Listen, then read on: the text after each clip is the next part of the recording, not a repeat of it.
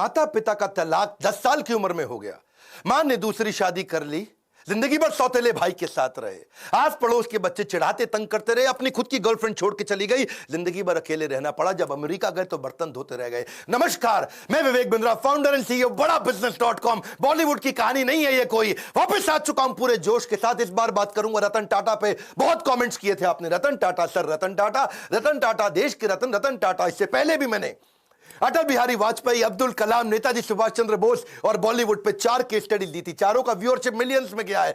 खड़ा हो चुका हूं, अब कोई वीडियो बैठ के नहीं बना रहा हूं, पूरे जोश के साथ आ चुका हूं। अगर आप थोड़े नीचे कमेंट बॉक्स में बताओ, Steve Jobs, Mark Zuckerberg, Mukesh Ambani, Sardar Patel, और अगर 5 लाख लाइक दिए ना तो मजबूरी का नाम महात्मा गांधी भी बना सकता हूं। क्यों कहते थे मजबूरी का नाम महात्मा गांधी? अब वीडियो मिस मत करिएगा, नई नई लर्निंग दे रहा हूं आपको। सही कार्य करने के लिए समय हमेशा ही सही होता है। कौन थे Ratan Tata? Industrialist, investor, philanthropist, कोई ट्रेंड पायलट, पद्मश्री, पद्म विभूषण? कौन थे?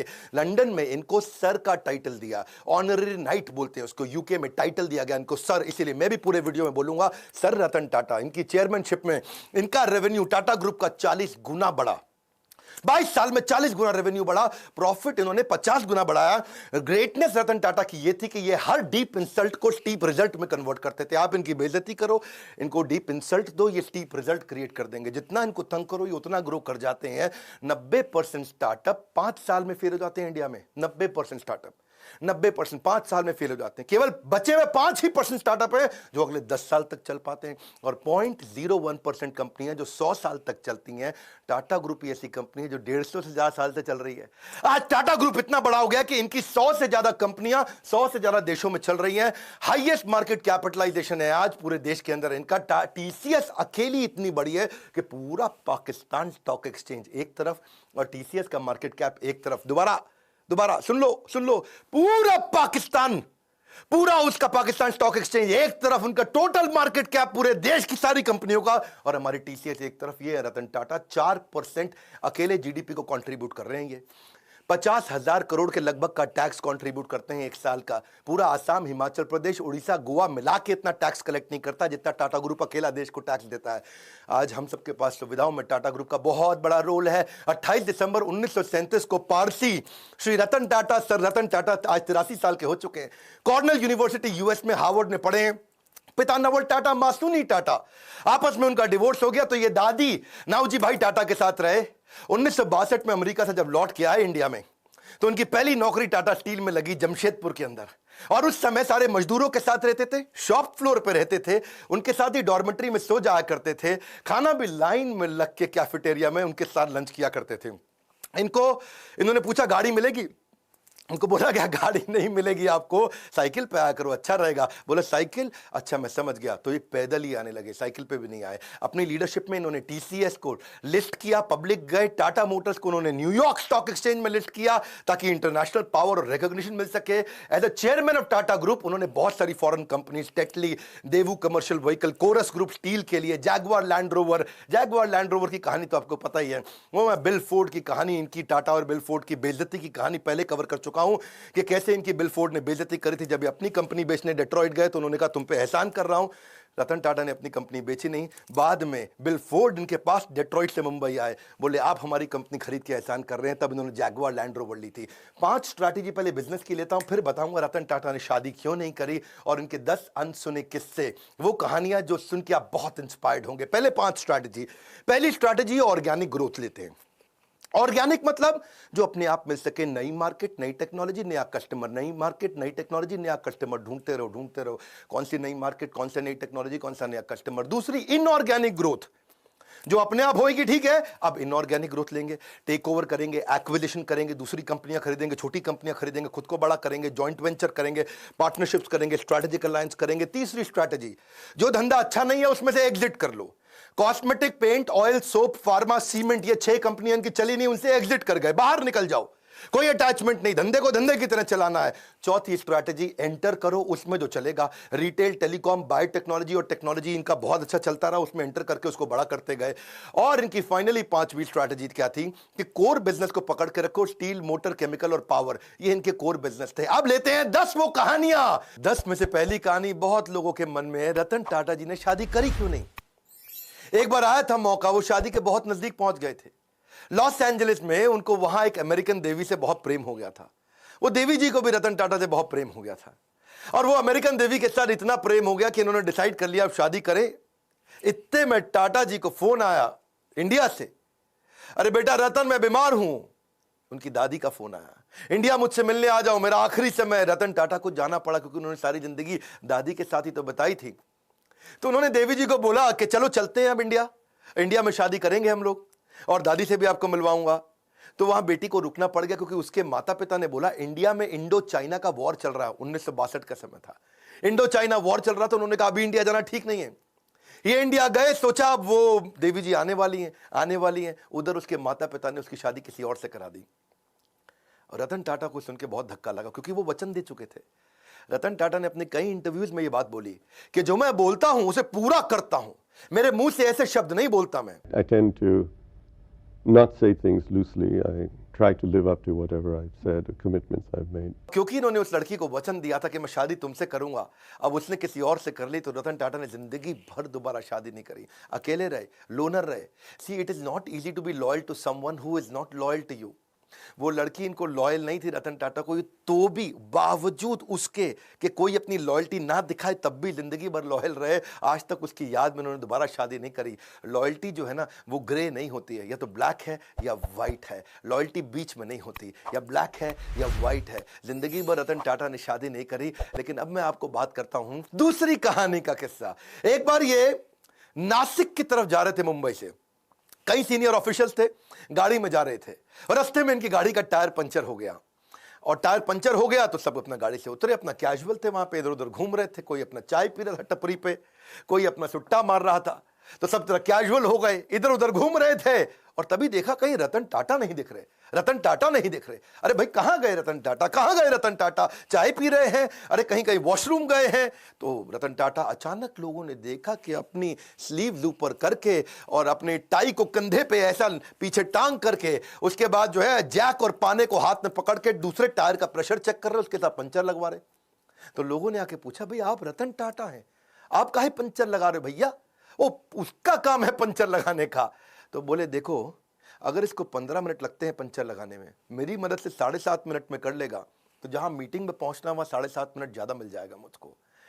अगर मैं टाइम लूज कर जाऊंगा, loss of time is loss of money. प्रश्न ये उठता है कि आपने कब अपने से नीचे के स्तर पे जाकर के जिंदगी में कोई काम किया है? आखिरी बार कब किया था आपने? कब आपने अपने स्तर से नीचे उतर करके दूसरों की मदद करी थी? रतन टाटा जिंदगी भर सिखाते रहे leadership is not position, it is action. ये पोजिशनल पावर नहीं, पर्सनल पावर है। मुंबई का 26/11 का ताज अटैक, और वो अटैक जिसमें वो जानते हैं, सारी दुनिया जानती है कि उन्होंने सबकी मदद करी। जो आदमी का वहां नुकसान हुआ, इनके जितने एम्प्लॉय थे पर्सनली उनके घर तक गए, ये तो आप जानते हैं। 50, 60, 70, 80 लाख रुपए तक उनको कॉम्पनसेशन दिया, डिपेंडिंग ऑन डिफरेंट सिचुएशन, उनको पैसा दिया। इतना ही नहीं, सबको जिंदगी भर के लिए एक मेडिकल काउंसलर भी दिया। किसी को साइकोलॉजिकल डिप्रेशन हुआ, कोई टेंशन हुआ क्योंकि इतनी गोलियां बमबारी हुई थी वहां, जिंदगी भर के लिए उनको डॉक्टर भी दिया। जिसका देहांत हुआ उसको पहले 50, 60, 70, 80 लाख रुपए तो दिया, पर साथ में उसकी बची हुई जितनी नौकरी थी, उसकी पूरी जिंदगी की आखिरी जो सैलरी थी वही तनख्वाह उसको जिंदगी भर दी। उसके बाद उसके घर में, परिवार में बच्चों की एजुकेशन की, मैरिज की, मेडिकल की, सबकी रिस्पॉन्सिबिलिटी ली। ऐसे थे रतन टाटा, जिंदगी भर की रिस्पॉन्सिबिलिटी ली। और अगर तुमने कोई कर्जा लिया तो वो कर्जा भी माफ किया। इतना ही नहीं कि जो लड़का पहला महीना हुआ है आके, पहला दूसरा दिन हुआ है, ऐसा भी एक लड़का था। ऐसे भी कुछ लड़के थे जिनको बिल्कुल अभी होटल में ज्वाइन ही किया था, ट्रेन ही थे, उनको भी ऐसे ही पूरा कॉम्पनसेट किया। ये सब तो सब समझते हैं, पर जो बात जिसने मुझे हैरान कर दिया, जिसके कारण मैं भी अपनी कंपनी में स्टैंडर्ड को चेंज कर रहा हूं, वो ये है कि उन्होंने अपने होटल वालों की तो मदद करी, बाहर आसपास बाजार में जो पुलिस वालों को गोली लगी उनको भी उन्होंने कॉम्पनसेट किया। वहां पेडेस्ट्रियन जो राही चल रहे थे, वहां पे राहगीर थे, चाय वाला था, भेलपुड़ी वाला था, गुब्बारे वाला, पाव भाजी वाला, पान की दुकान, टपरी, जिनको टाटा ग्रुप से कोई मतलब नहीं, उनको भी इन्होंने मॉनिटरी भी पैसे से भी मदद करी और साथ में टाटा ग्रुप में नौकरी भी दिलाई। और ये सब कुछ उन्होंने केवल 20 दिन में कर लिया। दूसरी तरफ एक लड़की थी देविका, सीएसटी स्टेशन पे, उसने अजमल कसाब को रिकॉग्नाइज किया था। छोटी लड़की थी, 10, 11, 12 साल की, और उसको उसके पिता और उसके भाई जेंट्स वॉशरूम गए थे, छोटी बच्ची को बाहर 2 मिनट छोड़ करके, और उसको सामने से आके गोली मारी। उसी ने अजमल कसाब को आकर के बाद में कोर्ट में पहचाना था। आज रतन टाटा ने तो 20 दिन के अंदर कॉम्पेंसेशन कर दिया सब कुछ। 20 दिन में फटाफट कमेटी बना के सबको मुआवजा दिया, सबकी मदद करी, सबके साथ खड़े हो गए। और तब 2008 से 2020 हो गया, एक 20 दिन एक 2020, 20 डेज 2020। आज 2020 तक उस लड़की को कोई कॉम्पेंसेशन नहीं मिला। इनफैक्ट मछुआरे थे कहीं, मैं अभी इकोनॉमिक टाइम्स में खबर पढ़ रहा था, वो मछुआरों को आज 12 साल के बाद कॉम्पेंसेशन मिला।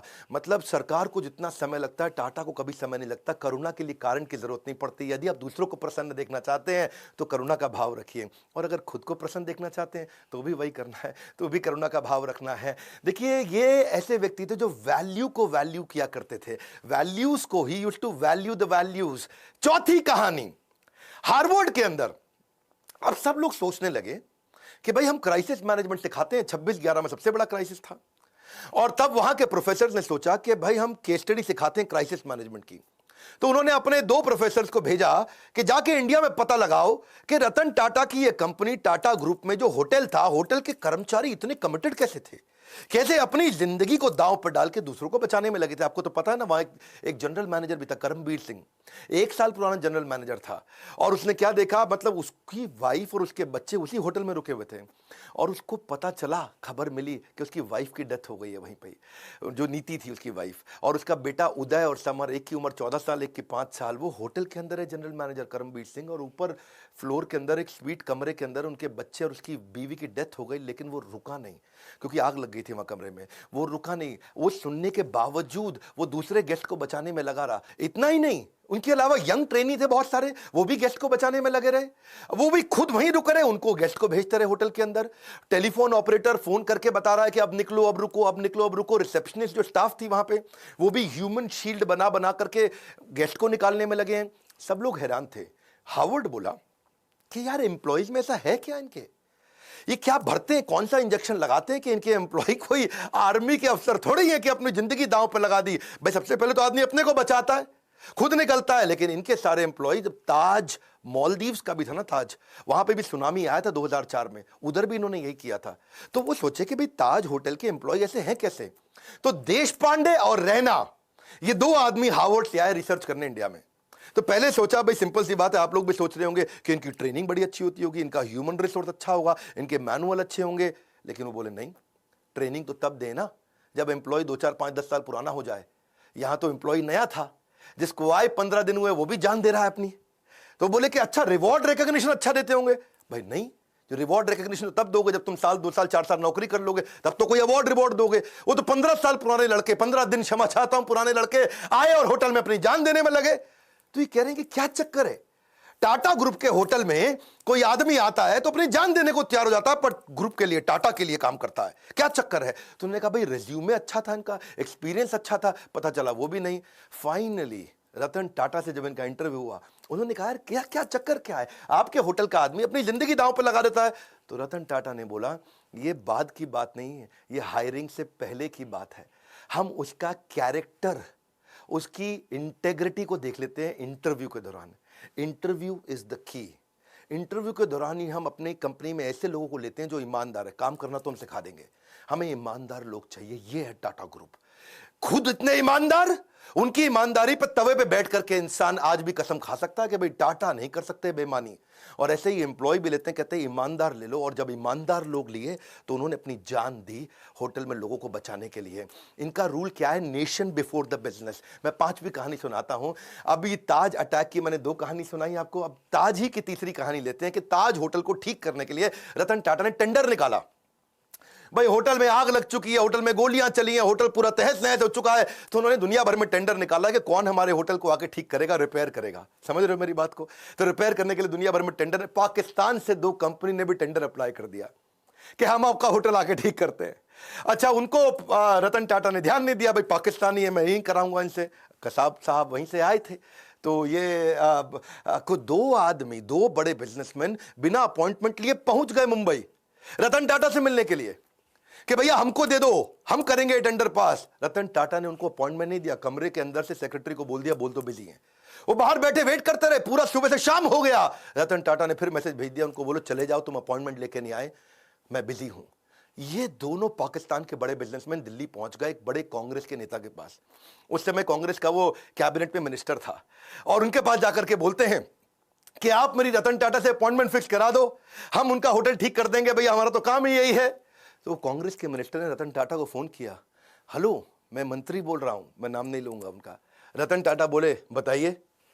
बोले ये 2 आदमी आए हैं बिजनेसमैन पाकिस्तान से, ये आपका होटल ठीक कर सकते हैं, इनको टेंडर दे दो, आप इनको मीटिंग तो दे दो, कम से कम इतना तो करो। तो रतन टाटा ने उनको क्या जवाब दिया, आप हैरान हो जाएंगे। बोले तुम बेशर्म हो सकते हो, मैं बेशर्म नहीं हूं, पाकिस्तानियों को धंधा नहीं दूंगा। खटाक फोन रख दिया। ऐसे हैं हमारे श्री रतन टाटा। इसी के साथ दूसरी कहानी, और 26/11 के अटैक के बाद पाकिस्तान की सरकार ने उनसे कुछ सैकड़ों हजारों टाटा सूमो को ऑर्डर दिया था। टाटा सूमो उन्होंने कहा मैं पाकिस्तान को नहीं दूंगा, नुकसान बर्दाश्त है लेकिन देश से गद्दारी बर्दाश्त नहीं है। क्विकली छठी छोटी सी कहानी, एक बार एक कॉलेज के चेयरमैन ने उनको इन्वाइट किया कि बड़े फंक्शन में 25वीं एनिवर्सरी थी, सेलिब्रेशन थी। अब रतन टाटा आए हुए हैं, रतन टाटा है भैया, टाटा ग्रुप कंग्लोमरेट। बच्चों में भीड़ भाड़ हो गई, और मैं देखूंगा आगे आऊंगा, मैं देखूंगा आगे आऊंगा। 2-4 बच्चों ने इधर धक्के मार दिए, आगे निकलने के चक्कर में रतन टाटा ने देखा बेचारी एक लड़की नीचे गिर गई। उन्होंने कहा कि आप फंक्शन खत्म होने दो, मैं आपसे मिलूंगा। फंक्शन थोड़ा लंबा हो गया, रतन टाटा जी की फ्लाइट थी और उन्होंने अपनी फ्लाइट मिस कर दी। प्रिंसिपल ने बोला फ्लाइट क्यों मिस कर रहे हैं साहब, बच्चे हैं, क्या हो गया? बोले नहीं, मैंने वचन दिया है, मैं इनसे मिलूंगा, प्राण जाए पर वचन ना जाए। ये कहानियां आपने पहले बॉलीवुड में बहुत सुनी होंगी, लेकिन असलियत में रतन टाटा कहते हैं जो मैं मुंह से निकाल देता हूं मैं करता हूं पूरा। चलो आगे बढ़ते हैं। 7वीं कहानी, रतन टाटा एक पीपल्स पर्सन थे। आपको पता है जब जापानी कंपनी इंडिया में आती है और ऑटोमोबाइल कंपनी लगाती है तो बहुत स्ट्राइक होती है। सुजुकी, मारुति, उनके यहां भी बहुत स्ट्राइक हुई, होंडा के यहां हुई, या कोई भी जापानीज कंपनी होती है, क्योंकि मैनेजमेंट और लेबर यूनियन का आपस में झगड़ा चलता है। लेकिन एक दफा टाटा मोटर्स में भी हुआ, मैनेजमेंट और लेबर का झगड़ा हो गया। वहां पे लेबर ने उनको बोला, उनकी यूनियन ने बोला कि भाई हमको ना यहां पे एक बोनस चाहिए, आप बोनस नहीं दे रहे हैं। वो इतना वायलेंट हो गया कि मजदूरों को भी चोट आई और मैनेजर्स को भी चोट आई, कुछ झगड़ा बहुत बढ़ गया। और लेबर यूनियन कह रही है बोनस तो चाहिए ही चाहिए। अब मैनेजमेंट तैयार नहीं थी बोनस देने के लिए। आप समझना, क्योंकि मैंने तो ऑटोमोबाइल कंपनी में बहुत काम किया, मारुति ने मुझको हर साल बेस्ट ट्रेनर इन इंडिया का अवार्ड दिया है, तो मैं तो इनको जानता हूं। इनको बोलते हैं बेसिकली लॉन्ग टर्म सेटलमेंट।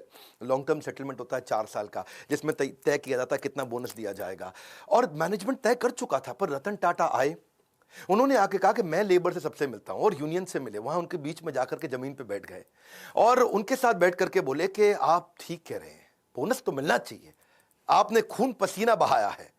जाके मैनेजमेंट को समझाने लगे रतन टाटा कि भाई इनको बोनस दो। अब मैनेजमेंट बोली सर हम ऑटोनोमस बॉडी है, हम डिसाइड करेंगे, हमारे हिसाब से बोनस नहीं देना चाहिए। रतन टाटा अड़ गए, बोनस दो, आपको देना चाहिए।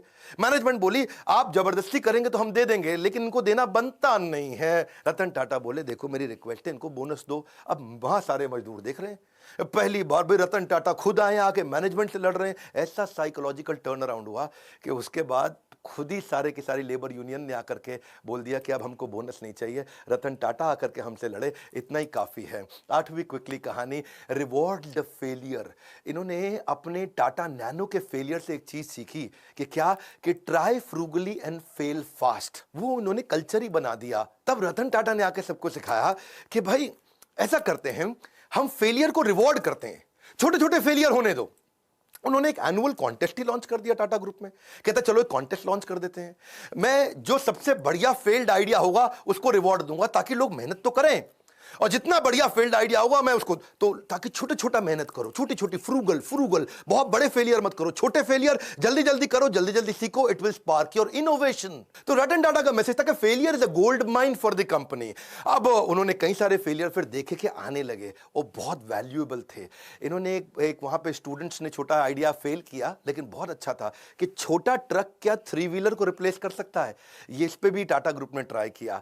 ऐसा नहीं है कि टाटा की 100 से ज्यादा कंपनियां ऐसे ही बन गई, कई आइडियाज पे छोटे छोटे फेल करते हैं, लेकिन कम खर्चे में फेल करके सीख जाते हैं। एक इन्होंने चीप वाटर फिल्टर भी बनाया, उसका नाम रखा था द स्वच्छ।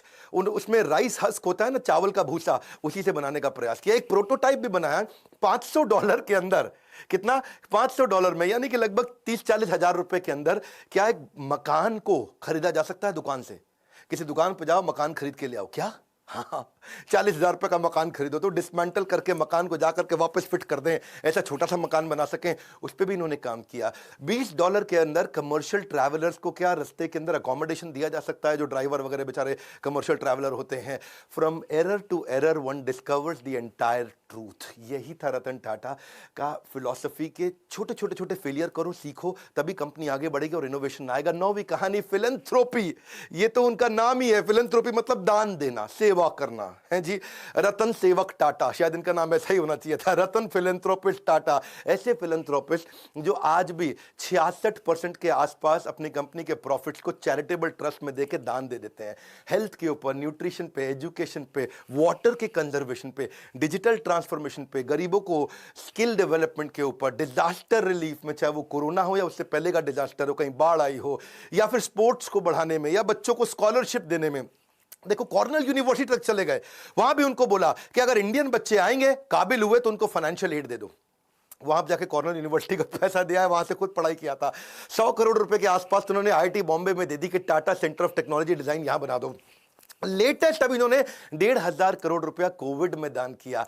इसको देखो, पहले तो ये ना लोगों को दान दिया करते थे, बाद में उन्होंने प्रोजेक्ट बनाने शुरू कर दिए। उन्होंने रिसर्च प्रोजेक्ट को फंड किया कि बीमारी ठीक करने की जगह कुछ ऐसा कर दो कि बीमारी हो ही नहीं, है जी। जैसे अल्फ्रेड फोर्ड आए थे ना इंडिया में, उन्होंने आकर के इस्कॉन के को मायापुर में दुनिया का सबसे बड़ा मंदिर बनाने के दान दिया। तो उनको पूछा ममता बनर्जी ने, भाई फोर्ड साहब यहाँ इतना दान मंदिर बनाने को क्यों दे रहे हो? एड्स के लिए दान दे रहे थे। तो उन्होंने कहा मैं ऐसा दान दे रहा हूं जिससे एड होए ही नहीं।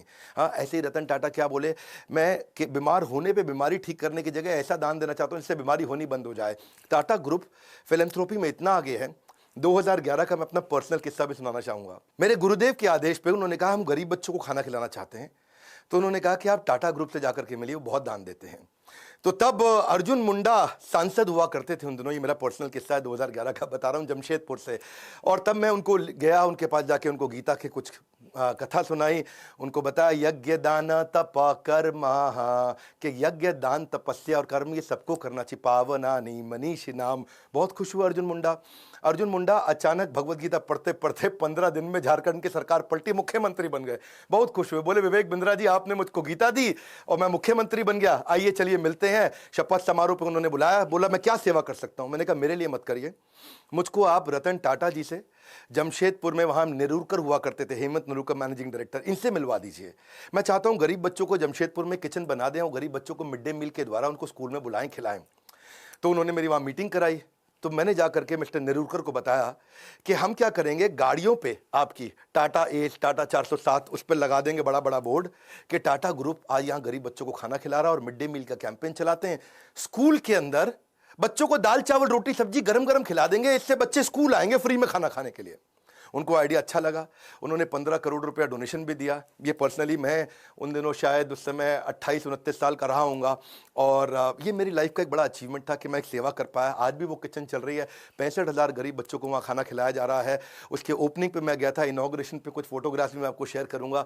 तो वहाँ मुख्यमंत्री थे, ये मैनेजिंग डायरेक्टर थे टाटा ग्रुप के। वहाँ पे आज तक कोई भी व्यक्ति दान देकर कभी गरीब नहीं बना है। No one has ever become poor by giving. देखिए पक्षी के पीने से नदियों का पानी खत्म नहीं होता, उसी प्रकार धनी व्यक्ति के दान देने से उसका दान भी नहीं घटता। ये टाटा ग्रुप के साथ मेरा एक्सपीरियंस था। और 10वीं कहानी विनम्रता से विश्वास। वैसे तो मन करता है सर रतन टाटा के बारे में बोलते चले जाऊं, घंटों की वीडियो बनाऊं, फैमिली ट्री पे बनाऊं, उनके सब वो परिवार शुरू से लेकर के अब तक 150 साल की हिस्ट्री बताऊं, उनके कॉर्पोरेट एक्सपीरियंस बताऊं, बिजनेस 100 से ज्यादा कैसे चलाते थे उसके बारे में बात करूं, क्या क्या नहीं बात करूं। लेकिन चलिए समय पूरा ना पड़ता हो।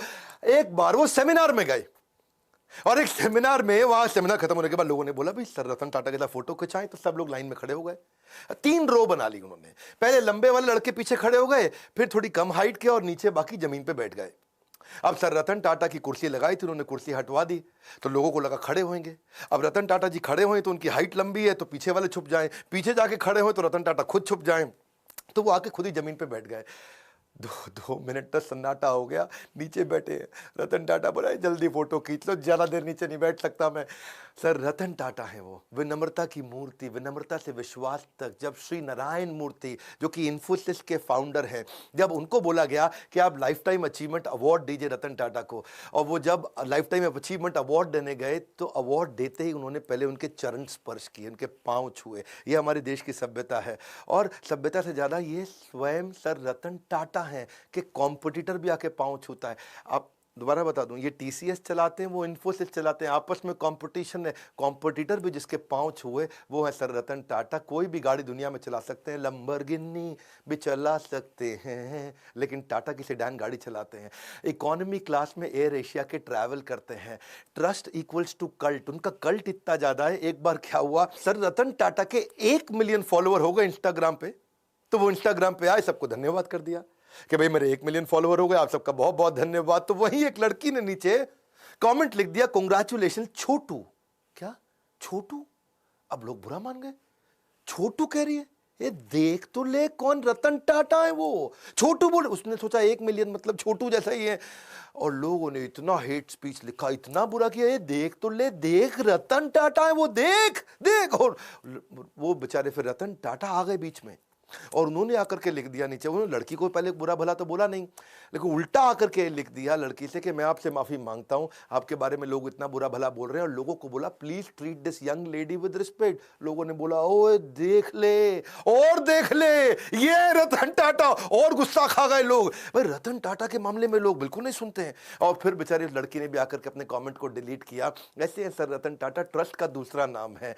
हजारों लाखों बातें रतन टाटा जी के बारे में गूगल पे लिखी हुई हैं, अगर उनमें से आधी भी सच हो तो दुनिया में सबसे ज्यादा ईमानदार आदमी की उपाधि उनको मिलनी चाहिए।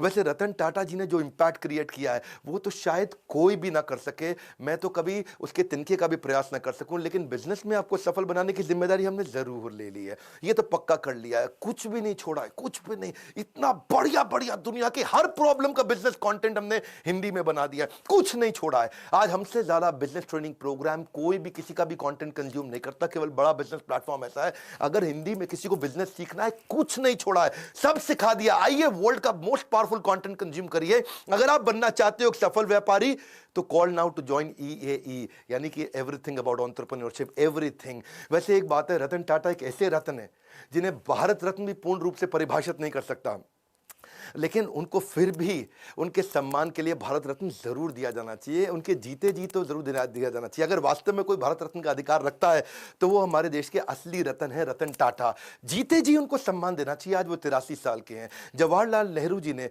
मैं उनके खिलाफ नहीं हूं, लेकिन उन्होंने अपने रहते खुद को ही नॉमिनेट कराया था, भारत रत्न दिया था। इंदिरा गांधी जब प्राइम मिनिस्टर थी तो खुद को भारत रत्न उनको दिया गया था। आज अपने प्रधानमंत्री से हम प्रार्थना कर सकते हैं, आज हमारे को कैंपेन चलाना चाहिए। और कैंपेन क्या? Hashtag Bharat Ratna for Ratan Tata. Spelling जरा चेक कर लेना। ये हैशटैग कैंपेन आपको मेरे साथ चलाना, ये मेरा रिक्वेस्ट है आपको। अगर आप मेरे साथ हैशटैग कैंपेन चलाते हैं, मैं आपको अपनी तरफ से क्या सपोर्ट कर सकता हूं, मैं अपनी तरफ से फ्री कोर्स दे देता हूं आपको। हमारे एवरीथिंग अबाउट एंटरप्रेन्योरशिप को खरीदो मत, आप आओ ट्विटर पे, ऐसा करो हैशटैग भारत रत्न, रत्न में RATNA, और फॉर रतन RATAN टाटा, ऐसा करके हैशटैग चलाइए। नीचे लिख दीजिएगा request by doctor Vivek Bindra. ये 2 हैशटैग कर लीजिए ताकि हम आपको ट्रैक कर लें। अगर आपका थोड़ा सा भी रीट्वीट, लाइक और कमेंट अच्छा हुआ, इसका स्क्रीनशॉट मुझे व्हाट्सएप कर दीजिए। ये मेरा नंबर है 9810544443। बस अगर आपका 100 से ज्यादा का एंगेजमेंट आ गया, 100 से ज्यादा रीट्वीट आ गए, लाइक आ गए, कमेंट आ गए, अपना स्क्रीनशॉट मुझको फटाफट से भेज दीजिए। आप हमारे व्हाट्सएप पे, व्हाट्सएप नंबर भी चलता है 9810544443, यहां भेजिए। मैं आपको everything about entrepreneurship 36,000 plus GST का कोर्स अपनी तरफ से फ्री दूंगा। ये मेरी रिक्वेस्ट मानिए। आइए मिल करके इस कैंपेन को आज इतने रीट्वीट दे दे, इतने रीट्वीट दे दे। आप आकर के मेरे ट्विटर अकाउंट को फॉलो कर सकते हो, नीचे मैं लिंक दे देता हूं आपको। और साथ में मिलकर के बस इस हैशटैग को हमें ट्रेंडिंग पे लेकर के आना है। अगर रतन टाटा जी को मिल जाता है ना भारत रत्न, तो ऐसा लगता है जैसे 140 करोड़ भारतवासियों को मिल गया है। आज तक बिजनेसमैन लोगों को नहीं मिलता, लेकिन इनको मिलना चाहिए, इनके जीवन में मिलना चाहिए। यही एक ऐसे रत्न है। मैं आपको रिक्वेस्ट करूंगा इस वीडियो को खूब शेयर करिएगा, ट्वीट करके स्क्रीनशॉट मुझको भेजिए। मैं अपनी तरफ से क्या कर सकता हूं, आपको कोर्स फ्री में दे सकता हूं। अगर आप मेरा सहयोग करें, रतन टाटा जी को भारत रत्न मिलना चाहिए। नीचे कमेंट बॉक्स में अपनी फीलिंग बताइए, आपको उनकी कौन सी लर्निंग अच्छी लगी, फीलिंग बताइए। अगला वीडियो किसका देखना चाहते हैं वो बताइए। देश के हर बच्चे को, हर व्यापारी को भेजिए इनके वीडियोस के, बिना भ्रष्टाचार के, बिना किसी को घूसखोरी के भी आप बिजनेस को बड़ा कर सकते हैं, जैसे रतन टाटा जी ने खुद करके दिखाया। इस वीडियो को जरूर शेयर करिएगा, लाइक किया अगर आपने तो बहुत उत्साह बढ़ता है। बहुत मुश्किल होता है ऐसे वीडियोस बनाना। हमारे साथ जुड़े रहने के लिए, मेरी इस मुहिम में आकर के हैशटैग भारत रत्न फॉर रतन टाटा को ज्वाइन करने के लिए आप सबका हृदय की गहराइयों के साथ प्रेम पूर्वक मुस्कुराहट से बहुत बहुत धन्यवाद।